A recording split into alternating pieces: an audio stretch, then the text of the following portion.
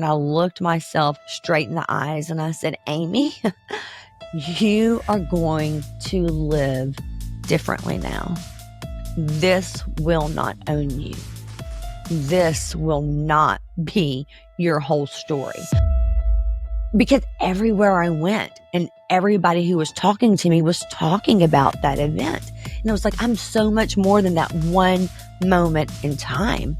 And so I'm going to do whatever I can to make sure that's not my whole story.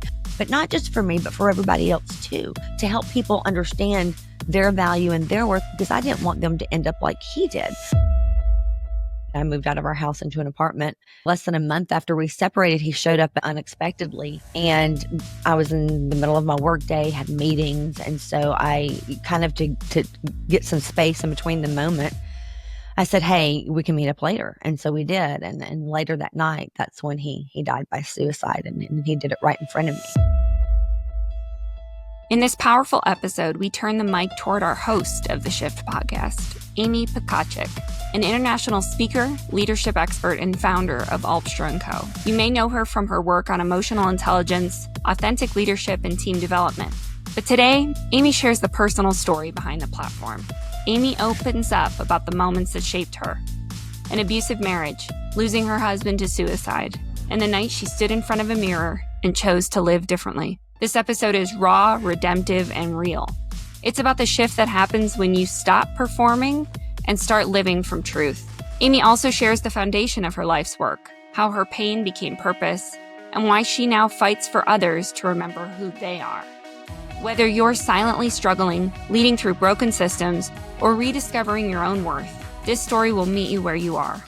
It will remind you that you're not broken, you're not alone, and this is not where your story ends. Join us for today's episode of The Shift, where we are one insight away from changing everything. Amy, for those who know your work but maybe haven't heard your why behind it yet, how would you describe who you are today and what's really the heartbeat behind what you do? Yeah, so I'm glad you asked that. And I'm glad that we're taking this time to, go back. We've had a few guests. We've started this thing. We're learning. And so I think it's important that we do take that step back and let people get to know us. So today, I would say I'm a woman who's finally leading from a place of truth, not just performance, meaning that, I'm a speaker, I'm a trainer, I'm a business owner, but underneath all of that, I'm still someone who's walked through a lot of fire and who came out on the other side with this fierce belief that I have a purpose and my purpose is to help others. I have this belief in helping others rise to a higher level too. So, I work with leaders, corporate leaders, emerging managers, other professionals who are carrying more than they talk about. A lot of times people, they're tired of wearing the masks and they're tired of trying to prove who they are to the world, to society, to their organizations. And they're really ready to lead with more intention, more self-awareness, and have more courage and be able to show up courageously. Through Opstra, I'm able to help teams communicate better and navigate change and build emotional intelligence. But the truth is the work is about much more than just strategy. It's about helping people remember who they are, showing up authentically, not the authenticity that gives you an excuse for bad behavior, but the authentic person that shows up and helps them understand that their story still matters and it's still a part of who they are. So, I'm not here to be impressive. I'm not here to be some know-it-all because I'm still on my own learning journey, but really my desire is to be impactful. I want people to hear me. When they hear me speak, I want them to realize that just because they've been through something doesn't mean that, that they're done. It doesn't mean that just because you're knocked down doesn't mean you're broken. So I think the reason anyone should care about who I am or what I'm doing is because I'm not speaking from a pedestal, really. I'm speaking from lived experience. And if I can find my way back to purpose and power after everything I've been through, then I know they can too. I love how you opened with you're here for truth, not performance. So much of leadership and leadership development is performative, right? So I'm asking how you are because that's expected of me, not because I'm driven by a deeper need to connect with the people around me. So can you say a little bit about how you made that shift from operating from a place of truth versus performance? Yeah. So where do you even begin with that question? I believe a lot of my life, it was all performance based. I think that I taught myself that lesson because when I performed well, I received approval that I so desperately wanted. I mean, like so many people in the world, I wanted the approval of my parents and especially from my mother. And when I did something well, when I achieved, when I made A's or when I, was made dance line or different things like that, then she was proud of me and she would talk well about me. So I was seeking the approval of other people. And that's where a lot of the performance came in. Most of my life, that's how I lived my life. And, and frankly, I still battle it some today. But a lot of things happened in my life. And at some point, it literally came to the point, to the place where it was, am I going to keep living my life for everybody else? Am I going to keep doing what everybody else wants me to do? Or am I going to live this life for me? Because at the end of the day, I'm the one who has to put my own head on the pillow at night. And they're all out there living their lives without any concern about what I say or what I think about what they're doing. Why am I so concerned about what other people think of me and how they think I should live my life? How much easier, how much more joyful, how much better is life when I get to live it just for who I am? Preach, preach. Well, you kind of led us into the next place where I wanted to go, which is really back to the beginning with you. Where did you come from? So you obviously didn't just wake up one day and say, "Yeah, I'm going to go into this leadership development space." Right? There was an evolution there. Can you walk us through your story, the life you've lived, and really how it's shaped who you are and where you are today? Yeah. Big So, one. yeah, it's a big one. Where do you even begin with that, right? So, I grew up in what you might call this quote unquote perfect leave it to beaver type home. I truly did. My parents, they didn't fight. We lived in middle class suburban America. I was raised in church. Nothing really bad ever happened to me in my life. Nothing bad happened in my childhood, not to me or to anybody that I knew. So even like in middle school, I was a cheerleader. I was a dancer, elementary, all the way through college. When I went to high school, I had to choose between the two, and I chose to be a dancer and went to college on dance scholarship. But because I was so naive about this world and really had never had any struggles in life that I knew of anyway, I had kind of this naivety, this rebellious side to me, and I kind of wanted to see what the world was about. So I was a little rebellious. Um, I left college after about right before my junior year. I left college and I moved to Nashville. So not because I could sing, because I couldn't. In fact, I joke a lot of times and tell people that they kicked me out of Nashville because I couldn't sing. Right. But no, but I moved there because I absolutely loved the city, and it was like, ooh, I want to live in the big city. So while I was there, I got pregnant and moved back home to Louisiana, and that's when life really hit me. My son's a biological father. I call him the sperm donor. He didn't want anything to do with raising a child with me, which was his choice or whatever. But that's when life got real for me. we had a great relationship when he dated. He just didn't want to be a father. So I was a single mom. And as a single mom, I was going back to college. I went back to school. I was working 3 jobs and I was raising a baby, and life was hard. So I ended up marrying someone I had known since childhood, somebody I had known since I was a kid. And because remember, nothing bad had ever happened in my life really up until that point. I thought everybody had these nice, calm, peaceful homes, these marriages they just made it work. And I found out really quickly that that's not what life, the real world is about. I was wrong. So I had this strong work ethic already. But I had all this responsibility on my shoulder and this belief that could just keep achieving and keep doing, and everything else would fall into place. But I would say that mindset still follows me today, so I still have this really strong work ethic and have a positive mindset and believe in myself and believe things will happen if I do the right things. But back then, I graduated, I started working again, after graduation, I was working a couple of jobs, started off as a teacher, moved into corporate America. And when I went into corporate America, I moved up the ladder pretty quickly. So on paper, it looked like I had it all together, right?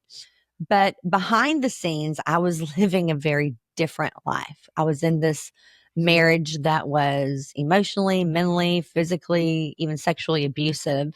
Back when I was finishing my degree and starting my career as a teacher. And I was somebody who was constantly trying to manage those appearances that we talked about earlier, trying to manage them, out in the public, when I wasn't behind closed doors. But while I was on closed doors at home, I was walking on eggshells. So I became this kind of master at pretending or wearing masks, trying to fit in to whatever space and put on a happy face all the time. So I didn't even realize that I was losing myself, but little by little, I was. And I stopped trusting myself. I stopped trusting myself. That was huge. I didn't know what I thought. I didn't know what I believed. I didn't know when to speak up, and I didn't even recognize who I was. I was completely lost. But still, I just kept showing up and I kept doing the work. I kept working hard and I kept pouring into other people, ironically, even though I was an empty barrel and dry and maybe felt like I had nothing left to give people. I still did, and I still wanted to help others. But it's crazy to me how we can be silently suffering or suffering that silently, but still function and still set goals and still hit goals and still and still have dreams and still get praised and still get have people telling you that you have it all together, and you just kind of smile and look at them and think, if you only knew what was going on. And so maybe because that 7 or so year marriage, once I finally got out of it, I was completely lost. I don't know, but I don't even know how to describe it, but I was completely lost. But professionally, I was actually doing pretty well, even though my personal life was a mess. And so, you fast forward 10 years and here I go. I'm excelling at work now. I'm working for a global company, climbing the ladder in sales and implementation, training and development. And so I reconnect with my high school sweetheart, Michael, and later we married. But what happened was the day we got married, my kids and I had already planned a vacation. And so when Michael proposed, we just decided to tack our wedding onto that vacation, and we all went. So he and my kids, we all went on vacation. And literally, we weren't even an hour outside of our hometown when a friend of mine who happened to be a male sent me a text message and said, "Hey, I heard that you're engaged to Michael." And to paraphrase what he wrote, it was he was advising me not to go through with the wedding, not to marry him.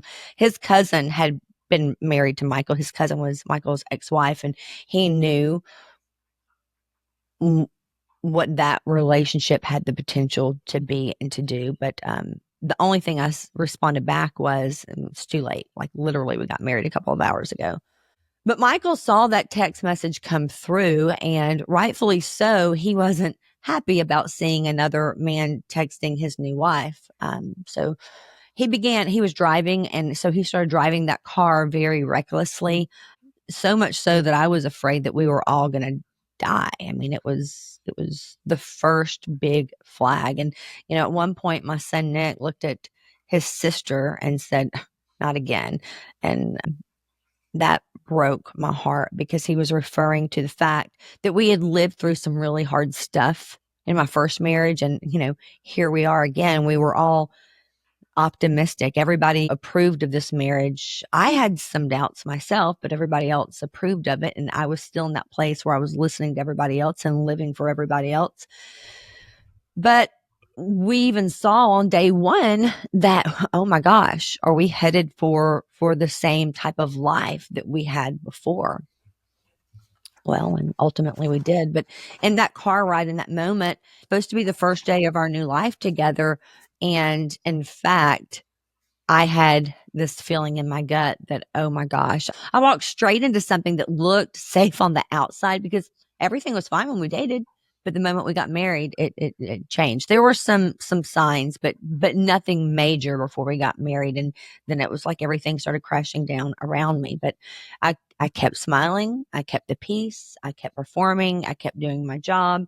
And I kept pretending that everything was okay because, pretending had literally become my survival skill from that first marriage. I knew how to act just right to lessen the chances of being hurt.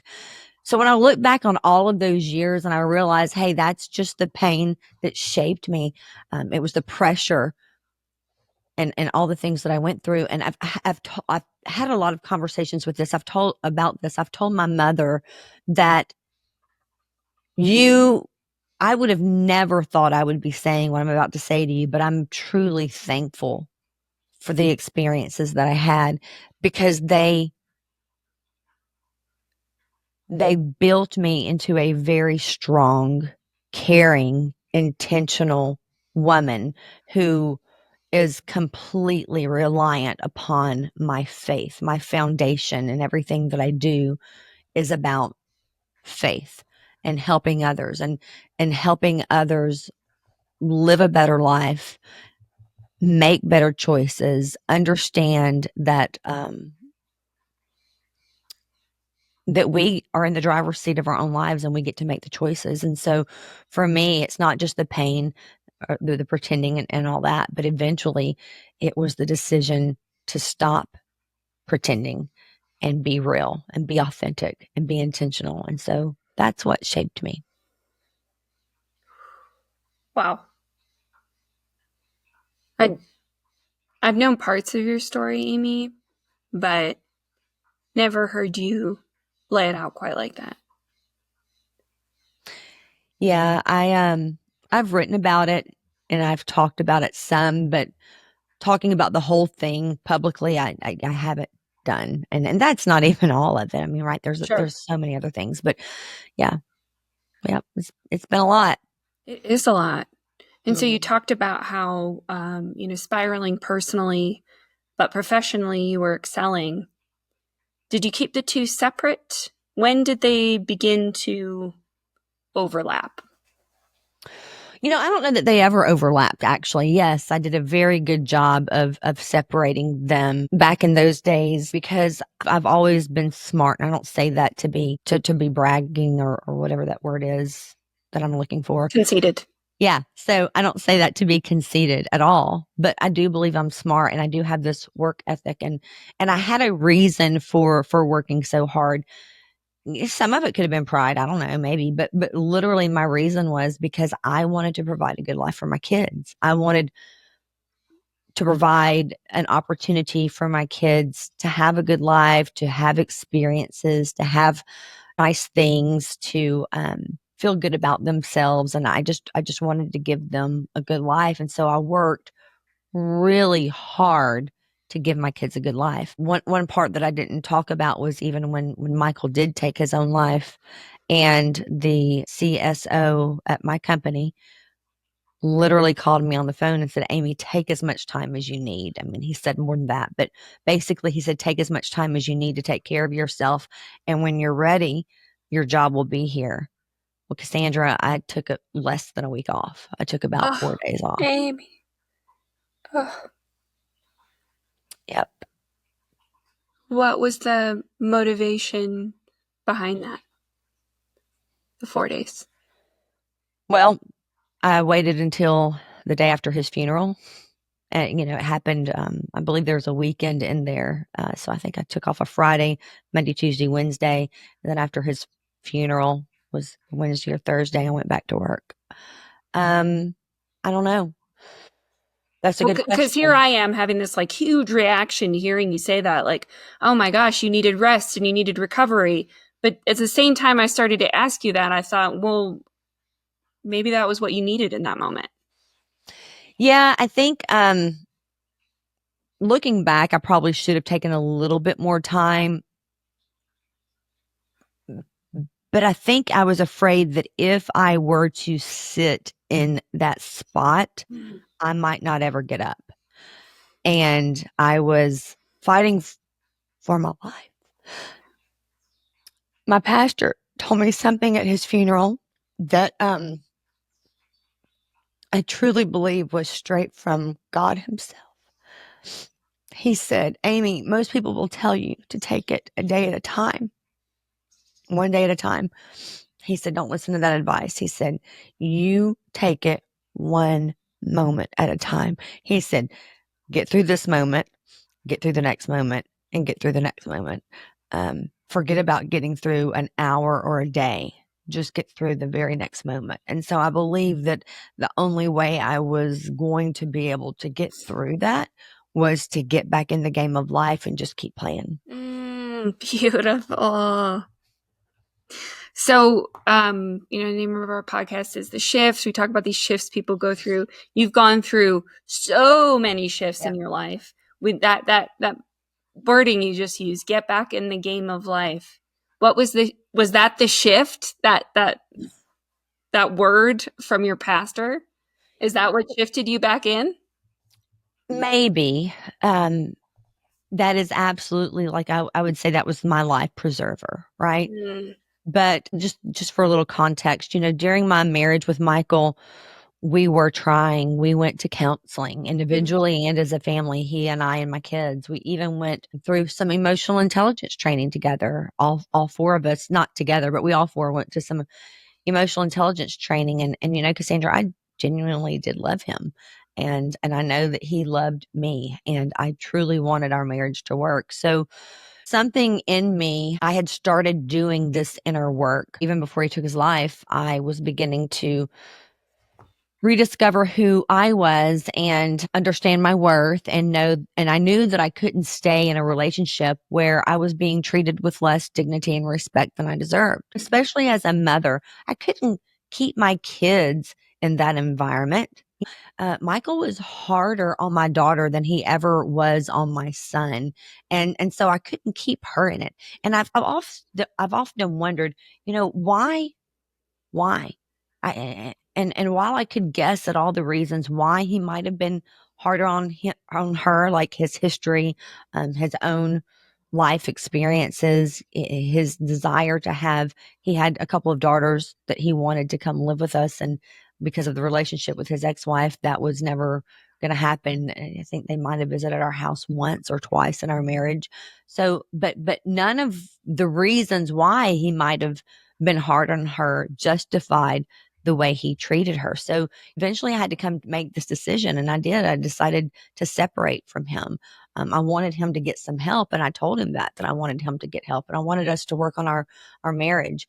And I needed space too, because I was growing and healing while I was seeing him crumble and continue to wear masks. And so didn't walk away with clarity right then. I didn't walk away easily, but I did walk away carefully. And it was a separation with the promise that we would continue working on our marriage.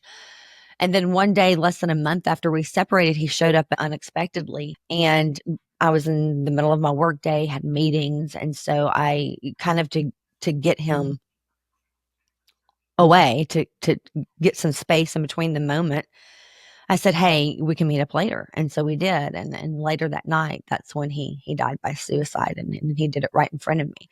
But that was the moment that was the catalyst for everything that came next. And so, the next few days, I wasn't just grieving for him. I was also grieving for my own self, right? The version of Amy that I was becoming, but also the woman who kept giving and giving and giving and giving. And then there was nothing left for me to give anymore.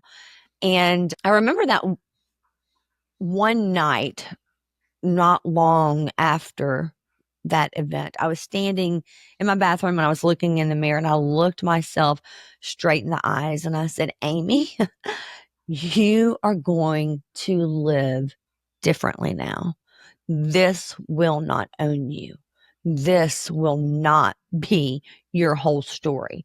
Because everywhere I went and everybody who was talking to me was talking about that event. And it was like, I'm so much more than that one moment in time. And so I'm going to do whatever I can to make sure that's not my whole story, but not just for me, but for everybody else too, to help people understand their value and their worth, because I didn't want them to end up like he did.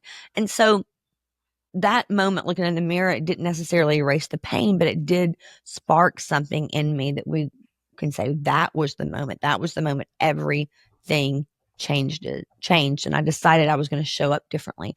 I decided I was going to live my life differently, and I was going to live it out loud and on purpose and with intention and all of that other stuff. And the year after he died, I did so many things that were like bucket list items, went skydiving, walked on fire. I like to joke and say I had Lionel Richie serenaded me, me and 30,000 other people, or however many people were there. But, I did all these things that would make my heart happy. And I decided I wasn't going to live small anymore to make other people feel comfortable. I had one life. I have one life to live. And I had spent decades living it for other people. So, it changed not only how I lived, but also how I interacted with people, my relationships, how I connected with people, the work that I do. Just so many different things changed. And, you know, I've heard people tell me before that I can be too serious sometimes, or that I say too much, or that I work too hard, or that I, challenge people too much, or whatever. It's always this TOO, you're too much is the message that I hear. But, Cassandra, I do know what's at stake. I've been there in this thing called life. That's we only get one of them, and it's truly what matters. What we do, how we live, our relationships, that's what matters. And so that's how I started doing this work that I do now. My pain didn't get the final say. I would say my purpose is going to get the final say. Talk about a shift, right? From your whole world being defined by this one moment, which was the culmination of the length of that relationship, your life, it all kind of, I see that moment as like this catalyst. And then it was like, you've exploded. I love that out loud on purpose. As someone who was so tucked in herself and looking to everybody else for the cue of, okay, what's okay for me to do next? What out loud and on purpose. Wow. If that's not the title of your autobiography, you should consider it. Yeah. So what do you believe now? What's different about Amy in 2025 than Amy when that happened? That Amy who was the girl with big dreams going off to college? What's the difference between then and now? Well, now I do it every day. Now it's about doing the right thing. I have this personal belief or personal mantra, if you will, to take the next right step and have the next right conversation, do the next right thing. And you kind of summed it up beautifully. It's instead of allowing everybody else to dictate what I would do and where I would go, it was living life on my terms. And maybe I had this shell around me, this protective shell Some of it was based on my childhood and how I was taught I should behave versus discovering who I really am and being authentic and living who you are authentically and not having to put on masks or wear hats, but just showing up as who you are every day, everywhere you go. It's so freeing. Yeah. So I would say it's literally allowing myself to be who I am. And people are going to like me or they're not. And there's not a lot I can do about that. If they don't like me, if they don't approve of me, if they want to talk bad about me, okay. All right. That's not going to change what I'm doing. It's not going to change who I am. And that's their opinion. And frankly, their opinion is not my business anyway. So, the Well, people that matter, they're the people who are going to support me. And then those who don't, well, okay, whatever you think, that's fine. you're so strong, Amy. So strong. Okay, so I'm going to ask you now. You've got all this strength. I mean, I'm just like blown away by this. What do you say to the person who is where you were? Personal life crumbling, struggle, strife, but looks good on the outside. Maybe they're climbing the corporate ladder. Maybe they're not. Maybe they're just barely surviving. What would you tell them, heart to heart, as a woman who's been in this valley? How do they keep going? Um, if that's you out there, the one who's listening to this right now, and maybe who's barely hanging on, hear what I'm about to say. You're not broken. You're not weak. And you're definitely not alone. I don't care how polished everybody else looks on the outside, what social media says. You're seeing their highlight reels or what the world's telling you about where you should be by now. I care that you're still here today. The surviving the hard parts of life, that's strength most people will never understand. So if you're in the middle of something painful and you're exhausted and you're unsure and you're second guessing yourself and you're beating yourself up and all of that stuff, then just know it's not always going to be like this. I mean, it's not. The version of you that's walking through the stuff that you've been through, whether it's abuse or the version of me who walked through abuse, the version of me who cried herself to sleep more times than I can count, and even cried myself to sleep next to somebody who made me feel invisible, the version of me who stood in the driveway at night and I had to think back to the fact that I'm walking into this home that I shared with my husband after he took his life, and thought, this can't be real. How am I supposed to go live back in this house? She made it, and you can too. And so, I like to say this, and this is I think the nugget. This is what I would say is I have successfully survived every hard thing I've ever been through and every hard day I've ever lived. And you have to, and you can too, and you will too. So you don't have to have the whole plan. You don't have to know the whole plan, but you do have to be ready, and you just have to keep taking that next right step, one step at a time. Um, but hear me, you're allowed to rewrite your story. You're allowed to get a new book and have a whole new story that your life is going to be. It doesn't have to be clean. It's not going to be perfect. You're probably going to cry on the bathroom floor many more times, right? But you'll get there and you'll rise up. But it's the moments, that messy middle, like we talk about, that messy middle. And the moment you choose yourself and you say, this is not what my story is going to be. I'm going to be intentional. I'm going to take ownership of my life. This is not where it ends. This is going to be the different. That's going to make all the difference. And so I'm going to throw a cliche out there. I'm just going to say, you're not too late. You're not too far gone, and you can start over today. That sounds to me a lot like the stuff I see on social media, but it's true. It's one decision. It's one conversation. It's one act of courage. It's making a decision to do something different and to say, this is what I'm going to be doing from now on, and then actually doing it. Now, I know that there is one very, very special person in your life who you have not brought up yet. and that is your beautiful baby granddaughter, Rainy. So the next part I want to ask you, where we might both be crying, is why does what you do matter for your legacy, for Rainy, for the Rainies of the world? Yeah. Wow. She's precious. Um, I'm going to ask God when I get to heaven why we had to have kids before grandkids. I just got to know. I just got to know why did we have to wait all those years to get to the good stuff? You know, you think your heart's too big, and my heart had already healed, and I was already pouring into other people when Rainey came along. When she was born, woo!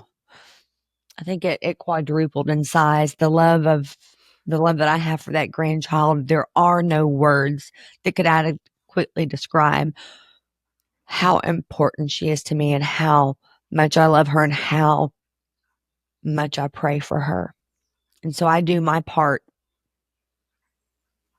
through prayer. I do a lot of fighting for her through prayer. But then I go out into this world and into corporate America, and I speak into people, and I speak into their lives, and I speak into their relationships, and I speak into their dreams. And I do my best to give them a blueprint for healing and for growing and for becoming better in whatever part of their life they want to grow and heal and become better in. But the selfish part of that is exactly what you alluded to, and that is I'm doing it for my granddaughter.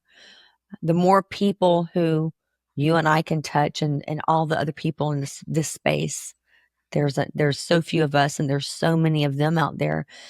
But the more people we're able to make an impact and help them grow and get better and be better people, you know, when they make better choices and become better people and their relationships heal, then the better her life will be, you know. And that's what I always say, is that my whole why is doing whatever I can to make this world a better place today than it was for my kids and than it was for me. What I mean by that is maybe not necessarily the world, but what I mean is the choices that we made and the life that we lived. So the more people I can touch and impact, the better her chances of having a really good life are. And that's what it's all about for me. And not only, the outcome of your efforts, she's also seeing Gigi work to make the world a better place. And boy, do we need that inspiration, that hope. So thank you, Gigi. So kind of wrap this up. What's next for Amy? You've gone and been through so much. What's the future hold? I feel like I'm finally kind of walking into this full alignment phase of life, if you will. So I'm not hiding. I'm not playing small. I'm actually playing a little bit louder than I ever have. And that's kind of scary, you know? Yeah. Even though I was living life full out and out loud and with intention, and I've been doing that for close to a decade now, I'm kind of leveling up. I'm going to the next level and being out there even more, this podcast and some other projects that we have going on. But I'm building things that I personally believe truly matter. Again, like this podcast. And then I'm also doing some more keynote speaking, and I'm not just sharing stories. I'm literally doing it with an intention of shifting rooms, to use our podcast name. Yeah. Yes. Helping teams with emotional intelligence and clarity. And you know, I'm not really doing as much coaching, but I always will if it's the right person in the right time. And I'm writing a lot. I'm doing a lot of writing, and I'm dreaming bigger than I ever have before. So it's probably going to look, the next 10 years is going to look a lot different from the past 10 years, and I'm just excited to see what that is. Beautiful. Well, thank you for your time today, Amy. Is there anything that we haven't covered that you wanted to get to? Goodness, I think that was quite a bit. an emotional roller coaster, if you will. Yeah, I need to go have a good cry now. Yeah. I mean, go have a good cry and then laugh and it'll all be good. Yeah. You know, I will leave one little nugget. Here's one more thing, and that is I don't, and so I encourage you and other people not to live in the past. I can go revisit the past, but if I have to stay back there, or if I choose to, have to is the wrong words, if I stay in the past for longer than 5 minutes, especially if it's a negative part of the past, when we can learn from the past and that's all good. But if I sit in the past for more than 5 minutes, then I'm cheating on my present and future self. I'm writing down these nuggets. So yeah, you can visit it, but don't stay there. Yeah, it's, I've heard someone describe it as, when you're driving your car, you've got one little rear view mirror, but like the windshield is much bigger. That's kind of the proportion that you should glance at the back, right? Right. So, Love it. Great analogy.